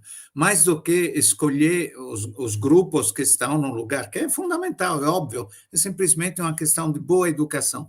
Mas nós temos a tarefa de insistir, bater, trabalhar em cima dos professores de escola. Eu acho isso fundamental. Eu gostaria que alguém me ajudasse na UFPR, parar de construir prateleiras e construir um núcleo de pessoas que trabalhem com os professores, porque senão nós não vamos ter nem tempo, nem força de fazer uma boa divulgação. Eles são os profissionais. E instruir as classes jovens, como é que diz, as novas levas de cidadãos, é fundamental, senão vão chegar a 25 anos ainda achando que a gente foi criada com a Arca de Noé, aí o problema vai ter consequências políticas gravíssimas, né? Isso nós temos que fazer um esforço, peço a ajuda de vocês. O povoamento americano continua me interessando, mas como eu sou pai, daqui a um dia vou virar avó, como é que diz? Tem que cuidar das novas gerações através dos professores. Por aí eu fecho, porque o tempo é pouco. Obrigada, professor Fábio. As pessoas estão elogiando aí o debate, gostaram muito, e agora as palavras finais do professor Astolfo. Bom, realmente foi muito prazeroso aqui participar com vocês, Cláudia. Cláudia eu não via há muito tempo, Fábio há menos tempo, mas mesmo assim já estou com saudade. Eu gostaria de finalizar falando dessa relação com a antropologia, né, que eu acho que ela é extremamente importante, né? Porém, talvez vocês saibam, talvez vocês não saibam, eu tenho uma postura um pouco crítica em relação a como foi construída essa relação entre as disciplinas, né? Ela sempre foi construída de uma maneira um pouquinho como se a arqueologia fosse, novamente, algum tipo de sub-antropologia, né? Uma antropologia empobrecida, alguma coisa assim, né? O objetivo da arqueologia seria chegar em reconstituições dos modos de vida beirando a etnografia, né? Que a gente teria que reconstituir assim, os caras lascando, né? A vida cotidiana das pessoas e tal. Então, eu sou crítico em relação a isso, mas eu acho que a antropologia, óbvio que ela é imprescindível, né? É uma disciplina irmã, né? Ela trata majoritariamente de populações contemporâneas ou pene-contemporâneas, né? E, portanto, ela fornece modelos e exemplos e coisas para a gente pensar absolutamente imprescindíveis. É só com relação à questão que eu falei bem no começo da minha fala, né? Com relação à questão epistemológica, é importante entender que as disciplinas são bem diferentes. Então, quando alguém fala assim, a arqueologia é antropologia ou não é nada, né? Binford, de 1962, né? Tem um erro crasso ali, né? Que é essa confusão entre antropologia com A maiúsculo, né, e antropologia sociocultural, que é uma irmã da arqueologia, e aí confundiram a arqueologia sociocultural com a antropologia com A maiúsculo, e, portanto, a arqueologia ficou subordinada a ela. Tirado esse erro crasso, né, percebido que isso não funciona desse jeito, né, tratando as disciplinas como cada uma fornecendo dados extremamente importantes e complementares, né, e entendendo que elas são muito diferentes, aí a gente tem o melhor dos mundos, né? O problema é você tentar enfiar a arqueologia, que tem uma característica totalmente diferente, ou seja, ela enxerga mudanças ao longo de grandes profundidades de tempo, né? E tentar enfiar ela numa epistemologia, ou numa ontologia, na verdade, uma coisa bem mais profunda, né? Uma coisa bem profunda, que é a ontologia da antropologia, que ela é muito mais sincrônica, preocupada com relações entre indivíduos ou entre grupos que acontecem, né, dentro de um espaço geográfico, às vezes até mais restrito, né, e dentro de intervalos de tempo muito curtos. Então, assim, vocês percebem que as visões de mundo das duas disciplinas são muito diferentes. No entanto, elas são absolutamente importantes uma para a outra. Então, é claro que é importante que haja esse diálogo. Então, assim como você tem o livro, né, os livros, né, o famoso Brian Orme, né, Antropologia para Arqueólogos, né, que enriquecem o nosso pensamento de maneira abismal, né, de ver como várias diferentes sociedades ao redor do mundo se organizavam, etc., né? Por outro lado, a arqueologia poderia, né, se existisse esse diálogo, que infelizmente ele não existe, tá? A arqueologia poderia mostrar também para os antropólogos como existem coisas, né, que a gente observa no registro arqueológico que não tem absolutamente nenhum paralelo etnográfico antropológico conhecido. Então, olha o potencial de enriquecimento que as duas disciplinas podem ter se dialogarem. Infelizmente, esse diálogo não existe muito, vocês sabem disso, né? Vi várias pessoas até comentando, né? Eu nunca fiz nada de arqueologia, eu gostaria, né? E eu acho que esse diálogo é muito necessário mesmo, né? Mas as duas disciplinas, elas se enriqueceriam, sem dúvida, né? Desse maior diálogo, e realmente falta um pouco. Mas, assim, a gente vê coisas no registro arqueológico que são absolutamente contraintuitivas de qualquer ponto de vista, né? Por exemplo, para dar um exemplo clássico que eu falo muito, né, nas minhas disciplinas e palestras, é a questão dos intervalos de tempo titânicos que a gente tem em arqueologia, com pouquíssima evidência de mudança cultural, que é uma coisa assim impensável para os antropólogos. É impensável, né? Que um grupo humano possa ter passado milênios, né, centenas de gerações fazendo uma coisa muito semelhante, né, numa linha, no encadeamento de transmissão cultural extremamente fidedigno, tá? Com mudanças mínimas. Esse é um treco impensável, né? No entanto, a gente detecta isso no registro arqueológico. Quer dizer que os caras não mudavam? Não quer dizer isso. Quer dizer que partes da cultura deles, né, essa pequena parte chamada cultura material, ela pode ser extremamente resiliente. Então, com quanto que os caras poderiam mudar toda a arte plumária, a cestaria, os mitos, a forma de enterrar, os cantos, o sistema de parentesco, né, né, milhares de coisas podem mudar. O que a gente vê é que, pelo menos, a parte relevante da subsistência deles, ou seja, cerâmica e pedra lascada, você vê os caras fazendo as mesmas coisas durante milênios, né, vários séculos, né? E essa é uma coisa que assim, quando eu comecei a perceber isso aqui em exemplos no Brasil, né, eu fiquei assim abismado, né? Não é uma coisa intuitiva, né?